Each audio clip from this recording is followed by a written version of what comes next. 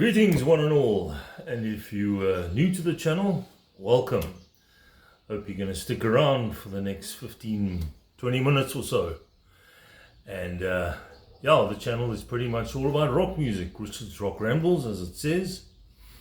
And yeah, in the previous episode we had a look at 5 of my favorite tracks. You can call that part 1, and this will be part 2, another 5 of my favorite tracks. And in no particular order, there's not 1 to 5 or whatever, it's just 5 favorite tracks of mine. And yeah, so let's get into it. And the first track is actually the title track of this particular album. And I must have mentioned this album numerous times on the channel. It's one of my favorites. It doesn't get old. You know, this was released way back in the early 70s. And I can listen to it today and it's still, you know, the hairs still stand up on my arm when I listen to this particular track. In fact, the whole album is good. There's not a bad track on this album. It's well produced. And it was only the second album of this particular artist. I'm talking about the blues rock guitarist from the UK, previously with Procol Harum, Robin Trower, and the fantastic Bridge of Sighs. Like I mentioned, his sophomore album, his second album, and yeah, this is such an incredible album. And the track, The Bridge of Sighs, the one that's one of my favorite tracks. And why is it? Well, I think it's the tone. You know, it sets, excuse the pun, it sets the tone for the whole album, even if it is the second track. And Robin Trower has this beautiful tone. You know, he's still playing today. He's, I think, on tour, or he has been on tour recently. In fact, there's a new live album that's just been released, Robin Trower live in the States. And I took a quick listen to it last night, and let me tell you something. The man still has the chops. He's got himself a new vocalist, quite a young guy. I can't remember his name right now. And there's a drummer obviously, and then I think the vocalist plays the bass as well. So it's pretty much like it used to be back in the day. So on this album, it's Reg Isidore on drums. He was on this album and the first one. James Dewar, the late great James Dewar, on bass and vocals, beautiful voice. And I think his voice also lends such a lot to this album, and it makes this title track so fantastic. And of course Robin Trower on guitar on his faithful Strat. So yeah, Bridge of Sighs, you know, it's moody, it's very emotional, and like I said, James Dewar's vocals are perfect. It just takes you away. It's such a lovely track, with some incredible guitar work, and yeah, it doesn't get old for me. So that's my first one, the title track, Bridge of Sighs from Robin Trower. I mean, he's released so many albums over the years, and there's some other great albums. But for me, this is still the top of the heap. This and the very first one, Twice Removed from Yesterday, and a few others. The live album's also got a very good version of the title track, Bridge of Sighs. So there we go. Robin Trower, the 80-year-old blues rock guitarist from the UK. Staying with the UK for the next track, and this is a band that also mixed things up a bit. I guess they started out as a sort of a pop rock psychedelic band.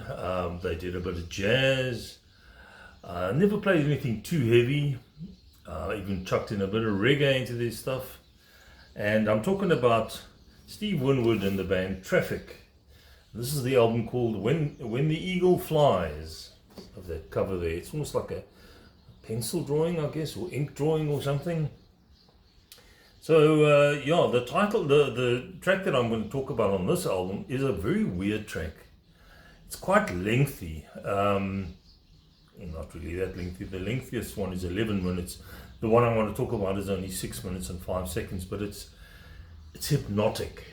You know, you put it on and it grabs you straight away because of that sort of hypnotic beat that it's got to it. And the track is called Graveyard People. Which is quite an interesting title. Written by Steve Winwood and Jim Capaldi. Of course, Jim Capaldi was the drummer and percussionist for the band. Let's see if there's anything. Oh, it's just the lyrics inside with a few drawings and what have you. No pictures of the band, unfortunately. But yeah, also a great track. Like I said, it's very different. It's very jazzy, but not up-tempo jazz. It's got this rhythmic sort of hypnotic beat to it that if you listen to it with headphones, it's perfect.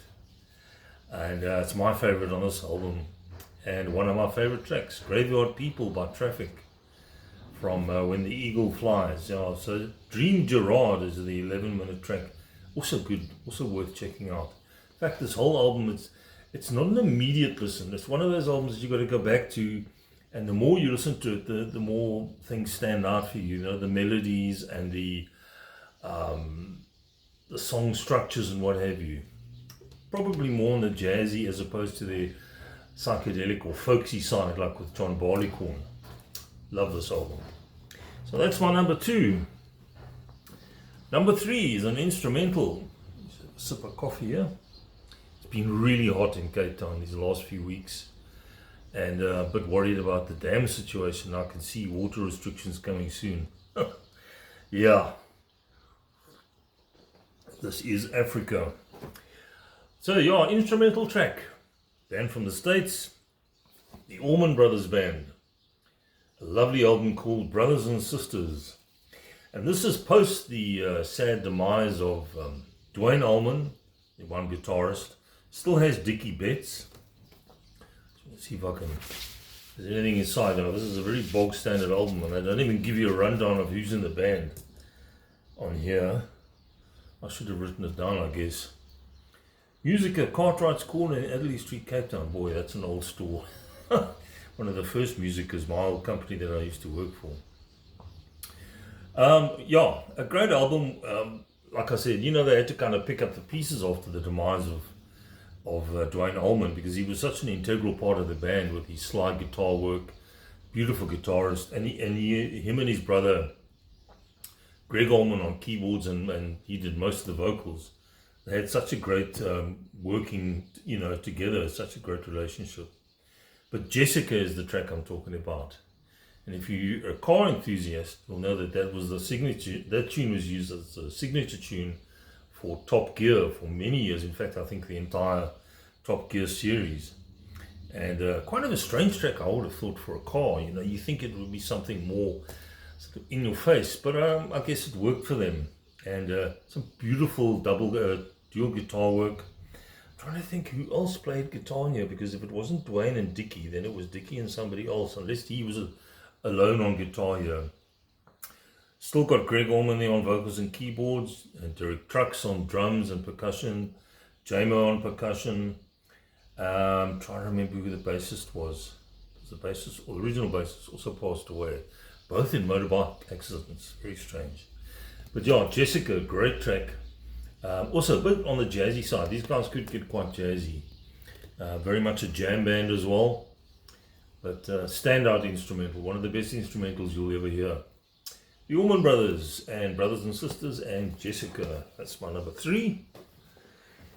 Second to last, another band from the States, from San Francisco, I think it was. Was it California? One of the two. Talking about Santana and the album Moonflower. This was a vinyl that I'd been after for many years, and eventually I landed up with 2 copies. My good friend Michael Erfurt, the other half of Richard's Rock Rambles, he gave me he had 2 copies, or he had a copy and he wasn't really into it, so I said, yeah, I'll take it. And then I got another one from somewhere else. So there we go, and that's the inside cover there. So the guy who sings here is what makes this album for me. Greg Walker, lead vocals on all tracks and background vocals. Brilliant singer. And the track we're going to be mentioning, my favorite track on here, is She's Not There. Starts off very slow, sort of a keyboard intro. It picks up, the percussion comes in, the bongo comes in. Here's the cat, you might see the tail here. And then it just gets rocking towards the end. In fact, it almost becomes, if you can call anything by Santana metallic, it gets quite heavy. And his lead solo on this track is just beautiful. He lets rip some great wah-wah guitar And yeah, very sort of metalish, very hard rock sort of sound to it. The track called She's Not There with some great vocals like I mentioned. Quick rundown of who else is on here. David Carlos Santana obviously on guitar, Tom Costa on Hammond organ, Graham Lear on drums, great drummer as well, Paul Rico congos, Greg Walker lead vocals, David Morgan on bass, beautiful bass. So listen to the bass lines on this track. And locked in with the drummer Graham Lear. Pete Escovedo on timbales, Chapito Arias, he's been there, he was with them for a long time on timbales and congos. And Pablo Teles on Fender bass, I think he plays on a few of the bass on a few of the tracks as well.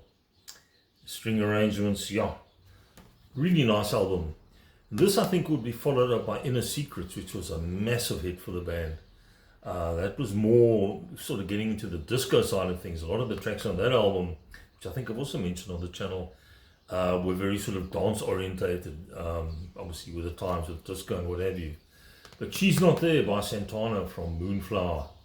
Check it out if you haven't already. And then finally, yeah, this is a band from the UK, still going. Well, I believe that the only original guy left in the band, Mick Box, of course I'm talking about Uriah Heep. He's not doing so well at the moment. He's had to curtail his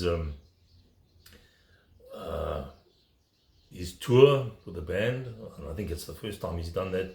As long as I can remember, he's always been there. You know, he's sort of almost one of these indestructible guys in rock. His place has been taken by somebody. I'm not too sure of who the person is, but yeah. So they're still touring, still releasing stuff. This is from a 70s album, 1970, what was this? Mid-70s? There's no date on here, of course, but a great album called Sweet Freedom. You know, most of my vinyl that I got from Uriah Heep, I got at second-hand places and many years ago, and this was the one I struggled to find. Eventually got it in a place here in Cape Town called Claremont, one of the suburbs. A little alleyway, a guy was selling vinyl that I used to find all these out of the way guys, and got this. And different album. There's a lot of more mellow stuff on here. There are a few rockers, but there's not the bombastic Uriah Heep, you know, like the early stuff. Quite a few acoustic tracks in here, and the track one of my favorites on here is one called Circus. Some beautiful guitar work from Mick Box. It could also be Ken Hensley. He did play a bit of acoustic as well. Gary Thane, I believe, co-wrote the track, the bassist. Some nice bass lines as well. It's very mellow. Lee Kerslake, the drummer, does some drumming and a bit of bongos as well on that track. But the standout for me on that track is David Byron's vocals. You know, he had such a range. And sadly, he was one of those vocalists who just had no self-confidence. You know, he was always doubting himself, didn't think he was good enough. He was always comparing himself to other singers like Rod Stewart and what have you. But for me, he was an absolute genius as a singer. And he also worked so well in harmonies with Ken Hensley and the rest of the guys, because usually in Uriah Heep, everybody sings backing vocals as well.